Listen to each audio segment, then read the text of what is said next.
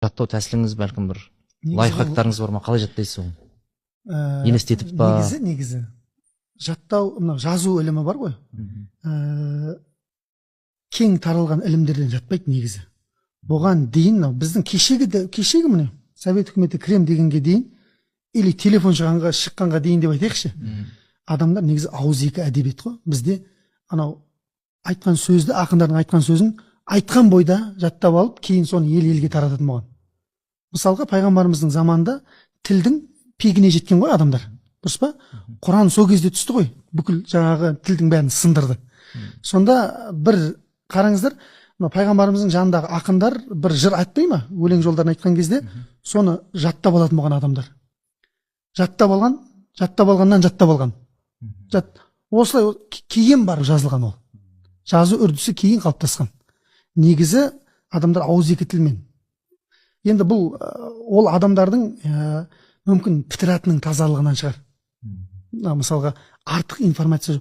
Қазір мысалға мен лайфхагымды айтайын жаттаудағы. Мен бірдеңе жаттайтын болсам, телефон ұстамаймын бар ғой. Анау ой тынышталмай жаттау мүмкін емес. Бәрін ысырып тастап, кәдімгі соған өзіңнің бар ынта жігеріңді қоясың. Сол кезде бар жатталынады да. Басқа нәрсенің бәрін ұмытасың. Анаумен кіру керек та ішіне бүйтіп, сонымен ауырады дейді ғой. Сонымен ауру керек та. Өйткені мен көрдім, телефон ұстап жүріп жаттағандарымды көрдім, телефонға дейін жаттағандарымды білем да. Телефонға дейінгілер бар да есте. Телефон ұстап жаттағандар қайталауға мұқтаж да. Су шайып кеткен сияқты. Сондай сияқты. Фокус жан жаққа кетіп қалады. Жан жаққа шашырап кетеді. Сосын ана информация көп та, кейбір керекті сөздерді реті келген кезде қолдана алмай қаламыз. Сол үшін ол қалып кете береді, архивта қалып кете береді. Кейін алдыңа шыққан кезде мен мынаны білемін ғой дейсің. Архивта жатыр негізі біраз нәрсе, бірақ енді доступ жоқ дейсіз ғой. Асқар Жұмаділдаев ағамыз да телефон қолданбайды дейді ғой негізі. Трамвайда жүрген жақсы көремін. Машалла, мықты. Есеп шығарады, кетіп бара жатады. Телефон мүлдем қолданбайды да. Жақсы, бір жағынан ешкім мазаламайды да сені. Ол да жақсы. Ешкім ренжімейді да. Мына телефон ұстағалы бәле болды, ренжи береді. Анда шақырады, келмейді, көтермейсің дейді. Реніш көп адамдар. Ойдың тынышталу деп әдемі айттыңыз да. Бізге жазады жастар қазір. Кітап оқысам оқығым келмейді, тартпайды бір нәрсе дейді да. Біз соның бір алғы шарты, бір ем ретінде сол ойды тынышталдыру деп түсінеміз да. Сен телефон қарап жүрген ойыңмен оқи алмайсың кітапты. Сосын телефонда аңсап та тұрмау керек меқше. Тезірек бітіп қосайыншы деген нәрсе тұрса да, адамның несі кетіп қалады ықыласы. Саймон Сайнек деген жазушы бар ғой. Соның бір сөзі бар да. Өзі күшті коуч. Ол айтады, сен бір адаммен сөйлескен уақытта телефон өшіп тұрса да қолыңа ұстап тұрсаң, қасындағы сенің сұхбаттасушы өзіне толық әлі назар, құрмет аударылмаған сезіп тұрады жүрегімен дейді да негізі. Сен кез келген уақытта телефонды қосып, тың кете қалса ашып қарап қалуы мүмкін да. Яғни біреуге құрмет толық білдірген кезде телефон мүлдем қалтаңа салып қой дейді да. Ана пайғамбарымыздың несі есіме түсіп кетті ғой. Пайғамбар саллаллаху алейхи вассалам біреумен сөйлесетін болса, жаңағыдай басқа нәрсесінің барлығын тастайды да, толығымен бұрылады дейді да. Мысалға арт жағынан шақырды ма, я Расулалла деп айқайлай ма, мысалға бүйтіп қарамайды да. Түгел өзінің барлығын аударады. Ол кішкентай бала болса дейді, егер бала болса не істейді білесіздер ма?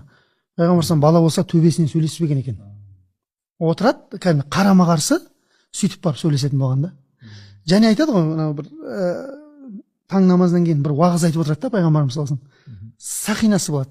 Бір сыйға келген сақина болса керек, ұмытпасам, соны бүйтіп айтып отырады да, сақинаны қайта бір шұқылап отырамыз ғой бірдеңе.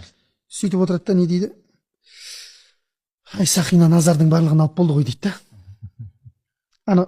Айтатын сөз бөліп, мынаған көңілі неғып келе береді да, ауып кете береді да. Бұл деген сөз қазіргі телефон ғой. Көрдіңіз ба?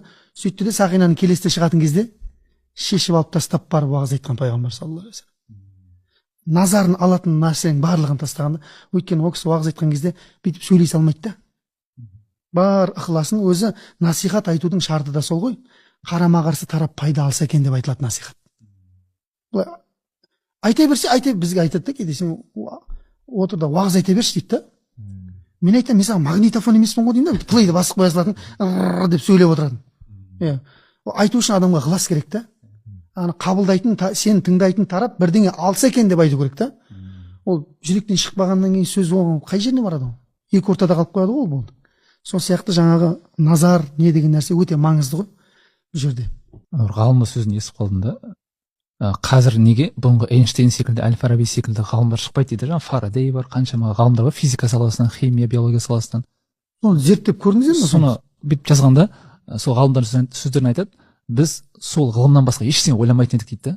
Эйнштейнді қарасаңыз, әйелі анда басқа университетке сабақ беруге кететін кезде чемоданға салып береді екен, жатарда киесің, лекцияға шыққанда киесің, жолда киесің деп ше.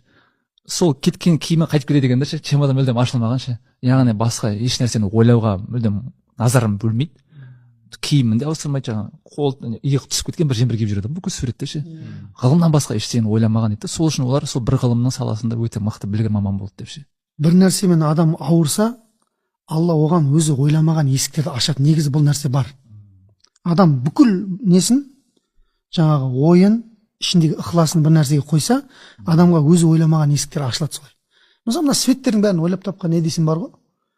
Эдисон да сонымен ауырған ғой. Ауырған 10 мың рет жасаған дейді кітапта айтады ғой. 10 мың рет жасаған, шәкірттері келіп айтқан, болды қоя салсайшы ұстаз деп ше. Сонда әрбір сәтсіздіктен кейін бір сәттілік болатынын мен сезем деген да.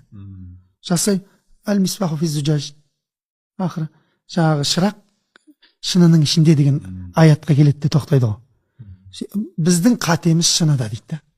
Шынына жасаған кезде жаңа екінен тигізген кезде жарқ етіп свет жанап аятта. Ауырды сонымен. Ауырды. Алла оның дініне несіне қарамайды. Кім нәрсеге ықылас қояды? Бая Галилео қалай аспан зерттеген мысалы. Ибн Синалар, ұлықбектеріне қаншама нәрсені тастап кеткен неге? Сонымен ғана ауырған. Эйнштейн демек жаңа мысалға да, Эйнштейн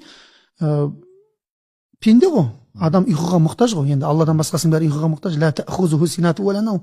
Алланы ғана ұйқы қалғу алмайды. Қалған жаратылыстың барлығы.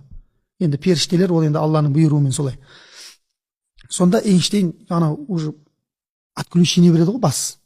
Бір демалып алайыншы деп, мен жартақ сағат дейді, қарасаң, өзің уақытын өздері қызғанады да. Жартақ сағат дейді. Оятып жіберіңдер дейді. Анау шәкірті барады енді деген, көріп жүр ұстаздың қызметін қандай екен. Ұйықтамай. Сәл демалып алсыншы ұстаз дейді ғой. 2 сағат өтіп кеткен екен да.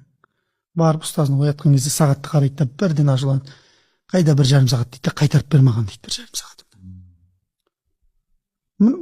Сол үшін олар жетістікке жетті да. Біз ананың басын бір шаласың, мынаның басын бір шаласың, ауырып атқан бір салаң жоқ. Егер біздің мысалға шынымен басын істететін болса, Қазақтан мықты адамдар шығады ғой негізі. Неге біз медицинаның аппаратураларын Германиядан, Кореядан аламыз, Япониядан? Істей алмаймыз ба біз? Істей аламыз.